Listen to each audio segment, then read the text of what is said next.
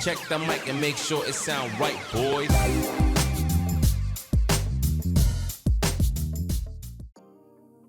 Welcome everyone back to IBRACORP. Thanks for checking back in. And today we're going to talk about installing Ghost onto Unraid using Docker. Except instead of using the provided app store by Unraid, instead we're going to use the Docker Hub and create our own template. So this will allow you to install Docker containers that may not necessarily already have a template in the app store. So I know that myself included, there are a lot of users that when they start with Unraid and they learn about the app store, they get on there and they may not have much knowledge on Docker, assume that if it's not on the app store, that it's simply not available, which isn't the case. So today we'll be showing you how to install Ghost. And Ghost is a blog/writing platform. It's free and open source. It has a paid model as well if you wanted to do it on a production level. I haven't used it before. However, I have been looking into it for a while and it looks like a really good alternative to something like WordPress. So if we're on the main page now, ghost.org.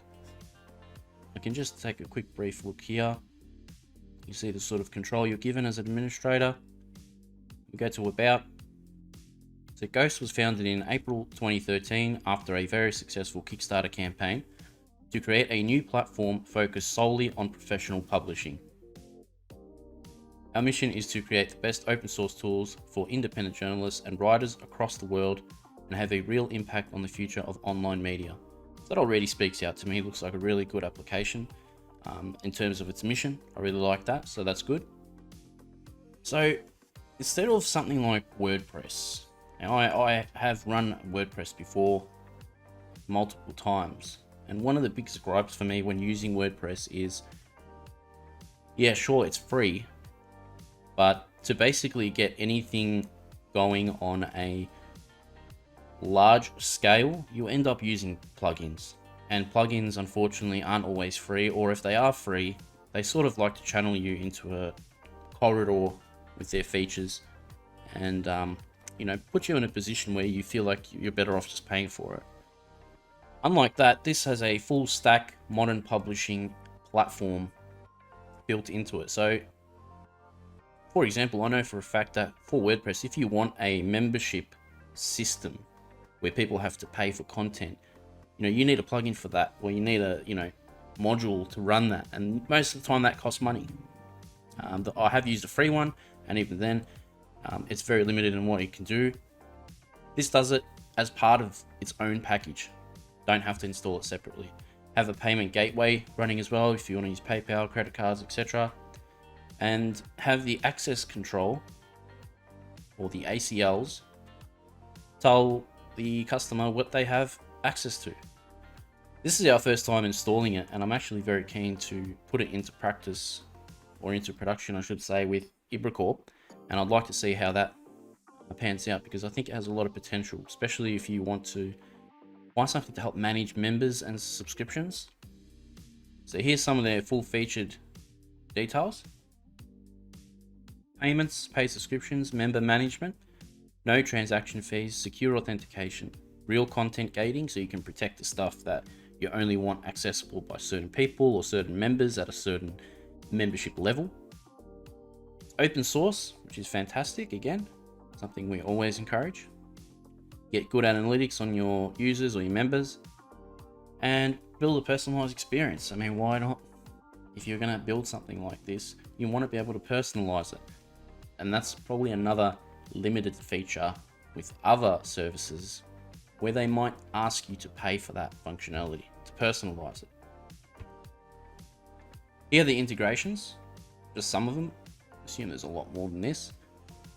If you watched our Discourse video, you'll be happy to know that this actually integrates with Discourse, which is fantastic. So you could have embedded forum conversations directly on your website. So what more do you want? So this could potentially be your website. So this is what it could look like for you. And if I'm just a user and I like your blog and I think it looks really interesting, same way you think IBRACORP is interesting, and if you do, please subscribe. Click sign up now. And this is where you could have that payment gateway set up. So you can say, you know, I only want you as a user to have access to these things if you've paid $8 a month. And you can set up all these sort of discounts and details in here. Really, really good. So I know in WordPress, I had to install a plugin that would allow me to put in what these are called pricing tables. That's just silly. I mean, you're going to have a website, I would want to put a pricing table in, and I wouldn't want to have to pay for it separately. So today, we want to install Ghost, and we want to install it as a Docker container. And we want to install that container on Unraid. Here we are back on our Unraid. Looks like she's running nice and smooth. I am running really low on disk space though, so that's something to watch out for.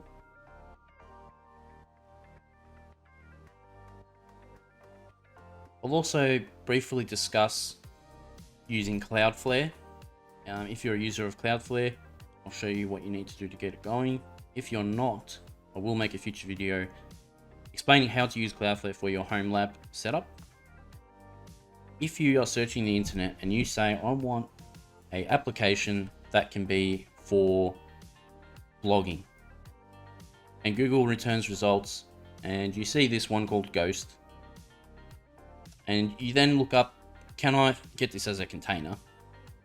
And next thing you know, you end up here at Docker Hub with their container. So with the container, we can have a look, and it's going to have all the information that we sort of read before. Ghost is a free and open source blogging platform written in JavaScript and distributed under the MIT license, designed to simplify the process of online publishing for individual bloggers as well as online publications. And we think, well, that's fantastic. That's exactly what I'm looking for. Funny that. So I'll scroll down and you'll have some instructions here. Now, probably one of the biggest things that I had to wrap my head around when I started looking at this is that there is Docker and there is Docker Compose. To my knowledge, I have no idea how to do the functions of a Docker Compose on Unraid. I do know how to do them in a VM, because that would be, you'd be able to easily read the instructions for Docker Compose and you work that out. In Unraid, I don't know whether you even need to. So anything that usually only provides an install as Docker Compose, I won't install natively on Unraid. Those ones I will have a virtual machine for. So today we're in luck. We don't need to use Docker Compose. We have a Docker run command. So that's really good news. We go to the App Store and we type Ghost. We can see that it's there. But let's say it wasn't in the App Store. Let's say you search for it here and you thought, well, I can't seem to find it. If you didn't know, there is an option to turn on this extra result option, which will allow you to search Docker Hub. It's not on by default. I believe you have to go into settings and enable additional search results from Docker Hub is yes. So if we go back,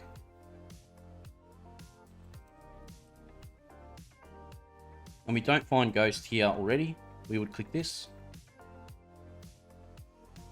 And now you've realized that it's actually found a lot more. The problem is that it won't have a template for Unraid. So we found Ghost here, which is the official container. And we want to get that. So now we're facing this. Where to go from here?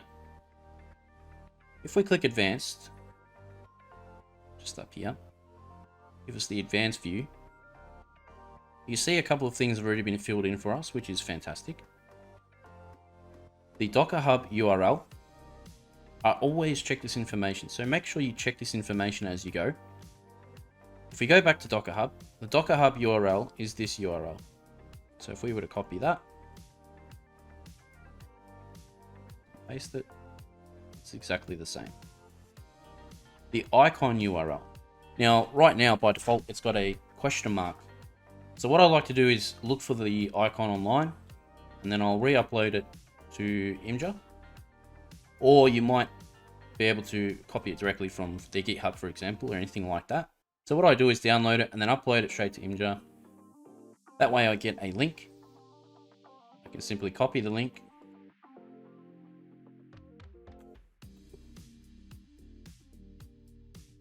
And paste that in. There's one other important part that you need to put in here, which is the web UI. So this field basically tells Unraid what the address is when you want to open it up in the browser. So if I paste that, we've got the IP address of the server and the port. So if we come back to Docker Hub and we read the instructions on how to use this image, it basically gives you a Docker run command. Now ours, we want to be a little bit more advanced just so we can map a couple of things to it. So what we're going to actually do is use the one down here called stateful. I'll show you why. This command just has an extra couple of things that we want to add so that we can map them in Unraid. For example, the port, which is what the P is there for, is saying that the container will run on 2368, but on the host we are exposing 3001. You can, if you wanted to, just leave it as 2368. That is the default, and you can have both as 2368. I'm going to keep it like this because I like the idea of port 3001 for my setup. The next part you see is the V, and that's basically giving us a path. That path on this side will be the server or the host path, where we want to save everything. And this one is the internal path inside the container. And both talk to each other, so that way you can access stuff from within the container on your host anytime. With this information, we have enough to actually get started. In this case, it's important to keep in mind that other containers, they will have different requirements and they may have other parameters that you might need to map. So with this information, we have enough to get started. So let's move this out here and have our Zeus on the side. This way we can effectively do both at the same time. With our port is set. Network type, I have a custom network that I use for all my Docker containers. Space Invader 1 has a great video on this, so I would recommend checking out his channel if you're interested in that. His channel is featured on my channel, so you can just find it there.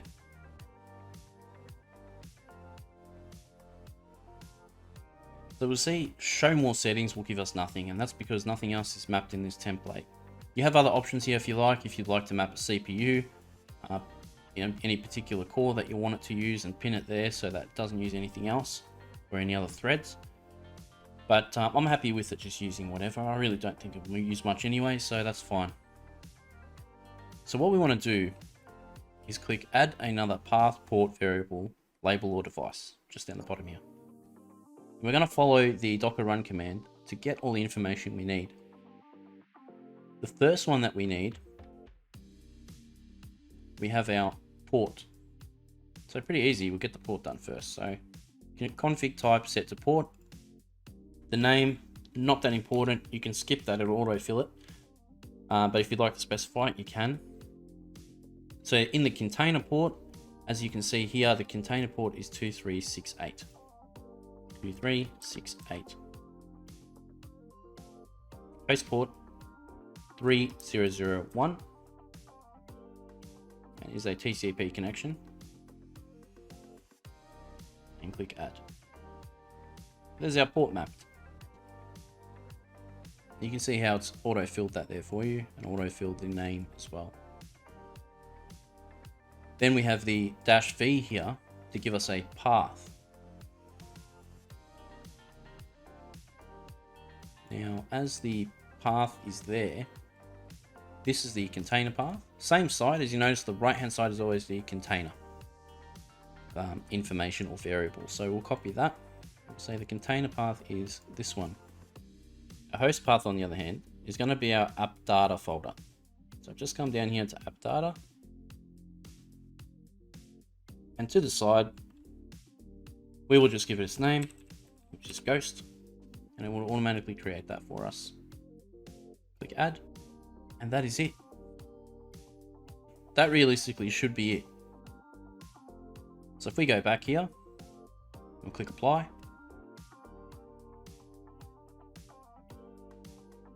So you can see it's connected successfully and it's now pulling the image down from Docker Hub.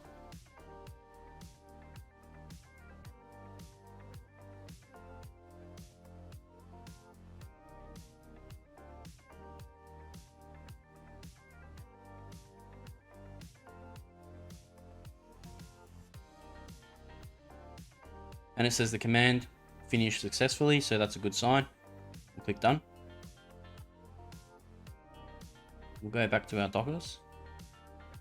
You can see the Docker has been created. The IP address and port have been set.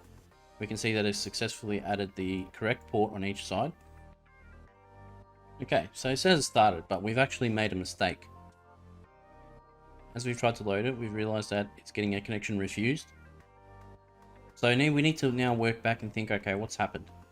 We click on the Docker container. Now this is the important thing to remember. We've only just created this container. So we're in a perfect position where if it's gone wrong, the beauty of Docker containers is we can simply remove it and blow it away. And see you later, we just make a new one. But in this case, since we've just made it, I will just go into it and check what we've set. 23983001. App data folder looks correct. 2368 is matching 23. So if we go back to the Docker instructions, we have a look again at the Docker run command. And there's our issue. So the internal container port is actually 2368. And I have configured it to 2398. So we try to edit it. It's not going to actually let you do that. But we can easily just remove it and add it again. We're going to skip the name, go to container port. And this time we will just copy it. And the host port, we want it to still be that one. If we click apply now, it should just basically stops the container and recreates it again. Click OK. So I just wanted to add a quick little extra feature here. Since we are trying to access this from outside the technical local host, so by default it's got local host set. What we actually want to do is map the parameter to access it from our host address. And to do that, we'll need to add this extra environment variable here. So if you just go back to Ghost, add a variable. Again, if you go back, see that it is a E for environment variable.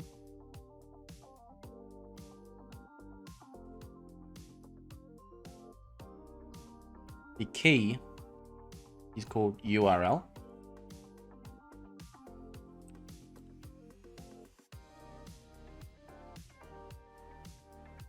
Make sure you just take that there. We click add.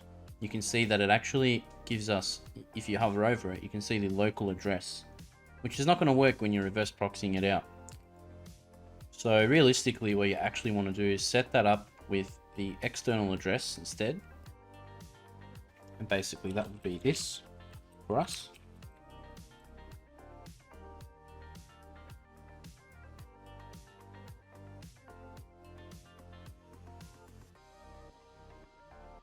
So we're not going to get a local address anymore, but we will get this. So publicly it's still accessible, perfectly fine. And all the links are now our public address. So we're in NGINX Proxy Manager. Click Add Proxy. And for the purposes of this video, we will be calling this ghost.sh IBRACORP.io.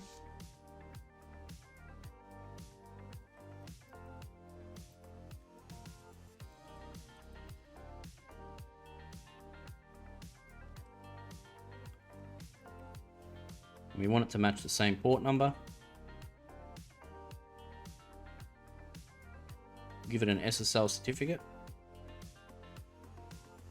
and click save. And that part's done. So now the part with Cloudflare. So I've logged into our Cloudflare account. Now last video I cut this part out because of normally there is an IP address showing here. However, I have removed that for the purpose of this video. So we've logged into Cloudflare, we've gone to DNS, add record, CNAME, matching the one that we set up in NGINX Proxy Manager. We have these going to our duck DNS service, just in case our IP address ever changes.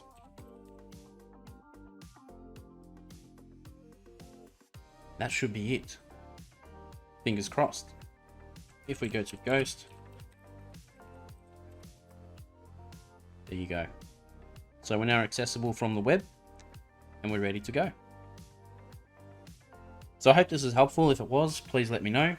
Please like and subscribe if you enjoyed the content and would like to see more. Any feedback or suggestions on new videos, don't hesitate to leave it down below. Thank you very much, and we'll see you in the next IBRACORP video. Check the mic and make sure it sound right, boys.